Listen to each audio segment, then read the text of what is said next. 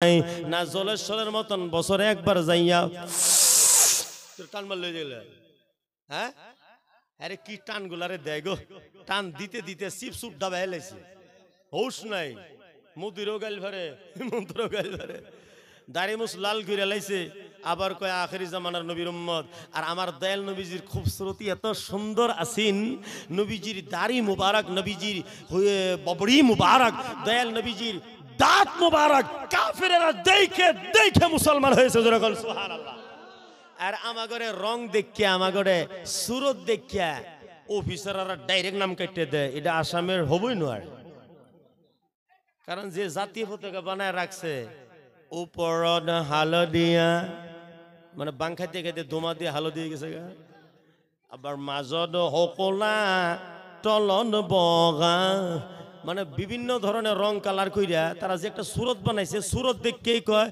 তু বাংলাদেশি হ্যাঁ তো দেশি নেই হো सकता যেরকম ঠিক না আর যদি আমি সেই সুরত ধরে থাকতাম কোন বাপের বেটার ক্ষমতা আসেন না যে আমাদেরকে বাংলাদেশি বলতো এই বন্ডদের কারণে আমরা সারা জাতি আজকে জগরিয়া যেরকম ঠিক না জলেশ্বরে যাওয়া না করি না কারোরই কিন্তু জলেশ্বরে যায় নসিরউদ্দিন ইয়ামানি জলেশ্বরী রহমাতুল্লাহর মাজারকে জিয়ারত করো না করে 12 বিঘা মাটি শুদ্ধ বাঙ্গেরা আড্ডা করছে ওখানে দেখবার যায় উপরে লাল লাল গুম্বদ বানাইছে তোলে সুগরা সুগরি নাচতাছে আর অল্প বড় বড় সিদ্ধি টান দিতাছে যেরকম আস্তাগফিরুল্লাহ ধর্মের সাথে এদের কোনো সম্পর্ক নাই এরা ধর্মের ডাকাত এরা লুচ্চা এরা চোর এদের কোনো হিসাব কিতাব নাই খালি হাসন নসর হওয়া আর একটা করে শটকনা দিয়ে জাহান্নামে ফলানো এই জন্য আমি কই সত্য তরিকা মুজাদ্দাদে তরিকার ভিতরে নম্রতা আছে ভদ্রতা আছে কান্দন আছে যেরকম আছে না নাই ওই নিশিরাইতে যখন আল্লাহ ইয়া রহমান ইয়া রহিম যেরকম সুবহানাল্লাহ অন্তর কাঁপে না নাই মনটা ভরে না নাই চোখের ভিতরে পানি আসে না নাই যেরকম আসে না নাই বুখারী শরীফের হাদিস আমার দয়াল নবীজি এরকম নামাজ পড়েছেন এরকম লম্বা লম্বা রাকাত করেছেন হাত্তা তাওয়ারনামাত কাদামা আমার নবীজির পা মুবারক নামাজ পড়তে পড়তে ভুলিয়া যাইতেন একজন বাংলা কবি বলেছেন ফরমায়াছেন আয়েশা খাতুন নামাজেতে লম্বা সূরা আমার নবীজি পড়িতেন আইরে পা মুবারক ফুলিয়া যাইতো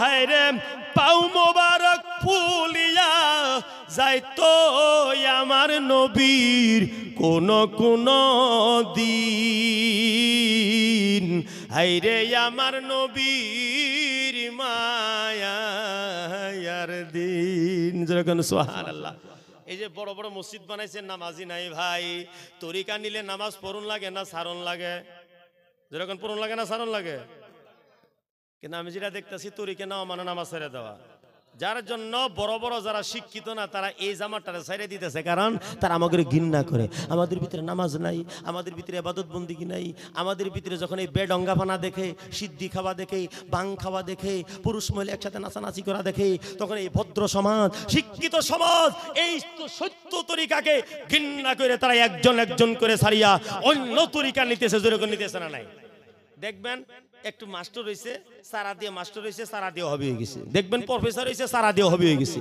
দেখবেন একটু টাকা পয়সা ওলা হইছে সারা দিয়ে হবি হয়ে গেছে যেরকম ঠিক না আর আমরা গরিব দরিদ্র মিসকিন যারে জিডি আছি নিশাখোর হিংসাখোর ব্যক্তি আমরা সুন্নি হয়ে আছি আমি আবার কোনে যে আমরা ব্যক্তি নিশাখোর হিংসাখোর আমার টার্গেট সিধা ভাই সেই দলের দিকে চলে গেছে আমি অনুরোধ করছি আপনাদেরকে সত্য তরিকার সাথে জড়িত হয়ে থাকেন নামাজ পড়েন এবং নামাজের মাধ্যমে সুন্নি জামাতকে জিন্দা করেন যেরকম সুবহানাল্লাহ কারণ এই যে মেরাজের জলসা পাচ্ছে আমাদের হযরতে মাওলানা মুস্তাফা সাহেব কেবলায়ে এই মেরাজের জলসার মূলই হইল নামাজ এরকম ঠিক না দয়ার রাসূলকে আল্লাহ দাওয়াত দিয়ে আকাশে কেন নিয়ে গিয়েছিলেন মহান আল্লাহ বলেছিলেন আমার হাবিব অন্যান্য হুকুমগুলো তো আমি দুনিয়াতে জিবরাইল দিয়ে দিলাম হজের কথাও জিবরাইল দিয়ে তোমাকে জানাইছি রোজার কথাও জিবরাইলের মাধ্যমেই তোমাকে জানিয়েছি সাদকা খেরাতের কথাও জিবরাইলের মাধ্যমে জানাইছি কিন্তু নামাজটা এর থেকেও বড় ইম্পর্টেন্ট। এই জন্য আমি দুনিয়াতে পাঠাইলাম না, আপনাকে দাওয়াত দিয়ে আইন না, চিফ গেস্ট বানাইয়া আপনাকে নামাজ দেবো। যেরকম সুবহানাল্লাহ, যেরকম দামি বস্তু এরকমই হয় না। কিছুগুলা দাওয়াত আছে মোবাইল দিয়ে দিলে হয়, আছে না গো?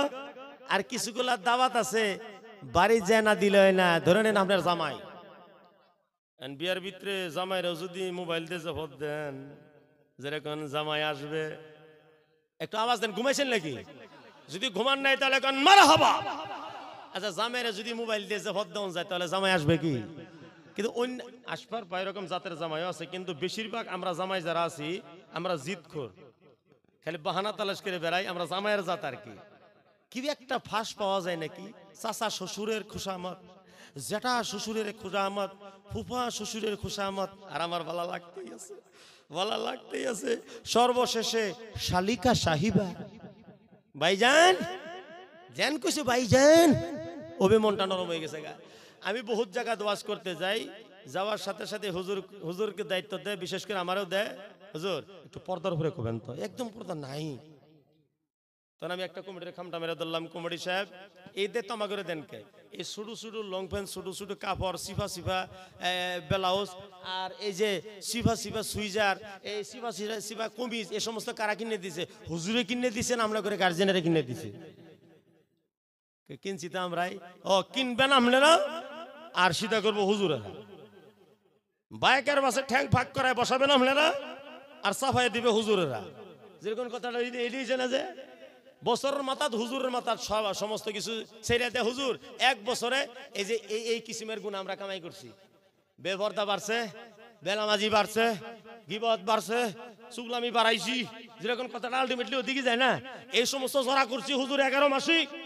আর আপনারা দাওয়াত দেন, সামনে একটু একটু সিধা করে দেন হুজুর, এই সমস্ত বিষয় একটু ওয়াজ করবেন। তো যারা হক, আমার আর 2 মিনিটের ওয়াজ বাকি থাকলো, যদি শোনার ইচ্ছা আছে একবার যেরকম মারহাবা, আরো যেরকম মারহাবা।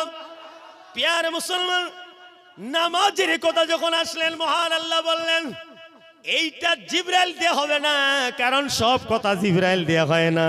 নামাজ হইল বড় ইম্পর্টেন্ট, নামাজ হইল আমার দামি ইবাদত। নামাজের ভিতরে মিলন হয় আল্লাহর ঘরে। গতিকে নামাজের কথাটা আমি আপনার মেহমান বানাই না, 7 আসমানের উপরে আপনাকে সম্মুখে বসাইয়া এই নামাজের তোহফাটা, এই নামাজের প্রেজেন্ট আপনাকে দিব, এবং এই নামাজটা নিয়ে উম্মতের জানায় দিবেন তারা নামাজ কাজা না করে। কারণ নামাজ কাজা করলে ইসলাম থেকে নাম কাটা যাইবে। যেরকম আল্লাহু আকবার। আরে ও जो ना थे तो कुछ ना था, ओ जो ना हो तो कुछ ना हो, जान है वो जहान की, जान है तो জাহান হ্যাঁ। আমার নবী মেরাজে যাইয়া কত বছর কাটাইছিলেন, দেখি কতবার শুনছেন, কত মুখস্থ আছে, একটু ইন্টারভিউ নেই। কয় বছর? যেরকম কত বছর? ওয়া ওয়া ওয়া ওয়া সুবহানাল্লাহ। আপনারা দেখি আগে থেকে টেনে লইছেন, আরো যেরকম কত বছর?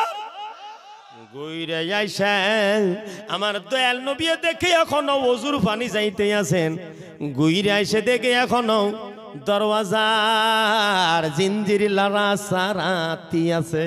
সুবহানাল্লাহ। আচ্ছা, 27 বছর পরে কি ওযুর পানি যাইতে থাকতে পারে? এবং 27 বছর পরে কি জিনজির লড়তে থাকতে পারে?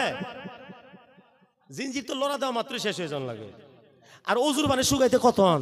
কিন্তু 27 বছর পরে এসে দেখি ওযুর পানি বাইতেছি এবং জিনজির লড়তেই আছে। একবার চিল্লে কোন মারহাবা। আলা হযরত ফয়সালা করে দিবেন কিসের জন্য ওযুর পানি এখনো পায়া যায়, কিসের জন্য জিনজির এখনো লড়ে। কারণ আমার দয়াল নবী হলেন এই পৃথিবীর জান, এই পৃথিবীর রুহু, এই পৃথিবীর আত্মা। আত্মা বার হয়ে গেলে সেই জিনিসটা কি হয়? যেরকম কি হয় সহজ করে দিয়ে একবারে, চিল্লায়ও না, মেট্রিক পাস করো গা, দিমাগ ঠান্ডা হোক।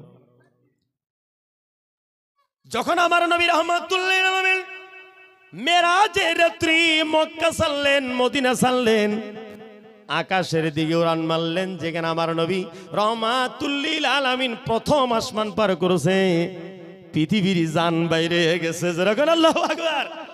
পৃথিবীটা মারা গেল, সঙ্গে সঙ্গে অজুর পানি মারা গেছে, জিঞ্জির মারা গেছে, কেউ আর লাড়াচাড়া করে না।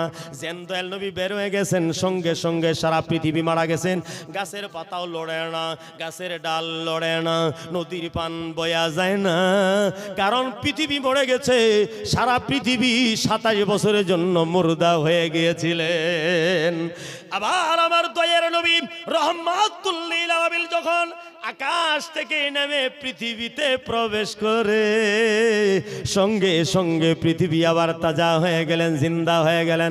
জিন্দা হওয়া পাত্রই উজুর পানিটাও জিন্দা হয়ে গেলেন। জিন্দা হওয়া মাত্রই ওই জিঞ্জিরিটাও জিন্দা হয়ে গেলেন। যেই জায়গাতে উজুর পানি আটকে গেছিলেন, সেখান থেকে আবার বাবা শুরু হয়ে গেল। যেই জায়গাতে জিঞ্জির আটকে গিয়েছিলেন, সেই জায়গা থেকে আবার জিঞ্জির লড়া শুরু হয়ে গেল। আমার আলা হযরত বলেন, ও জো না থে তো কুছ না থা, ओ जो ना हो तो कुछ ना हो, जान है वो जहान की, जान है तो जहान है। सुभान अल्लाह।